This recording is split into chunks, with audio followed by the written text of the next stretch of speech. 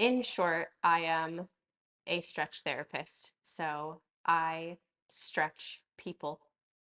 My initial assessment is predominantly done visually. I am really blessed to be able to see disconnect in the body. So I can see where muscles are pulling. I can see where joints are not sat in line with how the body would naturally hold you over your center of gravity. And then a lot of the time, contingent upon what exactly is going on or what's kind of at the highlight of a client's mind, we do tests like a toe touch test, lifting your arms, doing a body weight squat to see how your form is shifting. But it's predominantly visual. Yeah. What's that? That's your shoulder blade is pulled out too far by your lat, and so it's hitting where it comes into the shoulder joint. That's that noise. It comes down so far and then it crunches. So it's slightly on this side, but again, you're right-handed, aren't you? Yeah. So that lat pressure is going to be more dominant on this side. So we need to bring it back because right now we've literally got a slope at your shoulders. Your right sat further up than your left. We'll bring them both down, extend your neckline, but then we're going to come through and make sure that we're not getting a pull because right now there's definitely tension right here in your mid back. And so we're going to drop space to kind of alleviate anything that's pulling right around here. Sweet. Take a little bit of a step back, face me side on. Yeah, and bend down and just touch the floor just until it feels uncomfortable. Yeah, see, this hip is dipping further down than the right hip, so we need to bring them back to balance. But again, that's a back thing. Sweet, go ahead, raise up. Yeah, it's mostly back. Let's have you start lying face down.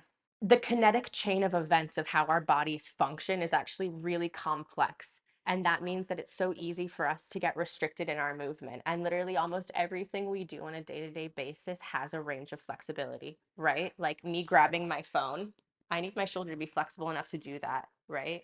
Me getting into bed at night and laying relaxed on my back, that requires flexibility. Sweet. Let's go straight into the left side, kind of baseline the left to see how the right shoulder should feel.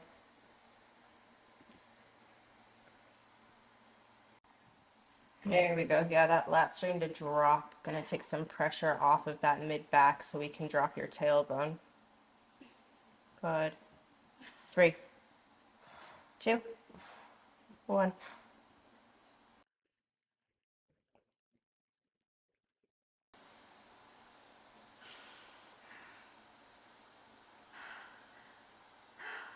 Good.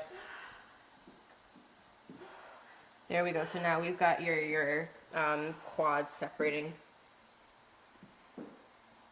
There we go. Sweet.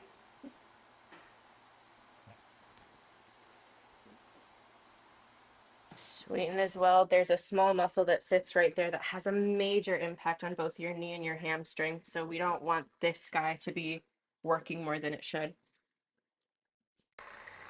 There it is. Good. That's going to open up that turnout of the hip. You're going to let all of your body just fall. Good. Take pressure off your left arm. That's it. Good. There we go. Just waiting for the abs to drop a little bit of pressure. Let the hip fall away from that core. Good. There it is. Good. Sweet. It's going to start opening up pressure going through your intercostals, give you loads of space through the diaphragm off of all of that dense core muscle that you have. Nice. It's called a Graston blade, and we're putting pressure directly on the tightest muscle to relieve the muscle, but essentially it's kind of a mobilizing kind of mechanism where the first envelope that can stop release or movement is actually the skin. So we're mobilizing the skin and trying to kind of disconnect that tightness because I can't physically touch the muscle, right?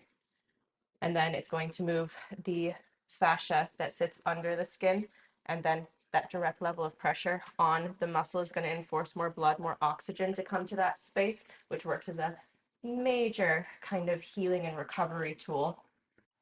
For the most part, I am really dependent on clients doing their own maintenance. And so that's why I'm also really big on talking everyone through their session. I want you more than anything to walk away from your time with me knowing why I've chosen to conduct treatment in the way I have, why you feel the way you do, and coming off of that, a whole knowledge bank of how you should continue maintaining how you feel, if not just maintaining, then also growing and reaching new goals for yourself. So I make sure that I talk you through the entirety of your treatment, and then also kind of highlight what you should focus on as far as how you're stretching on your own time to maintain what's going to be best for your body, your lifestyle, and the things you want to achieve. This is honestly one of the most rewarding things in the world.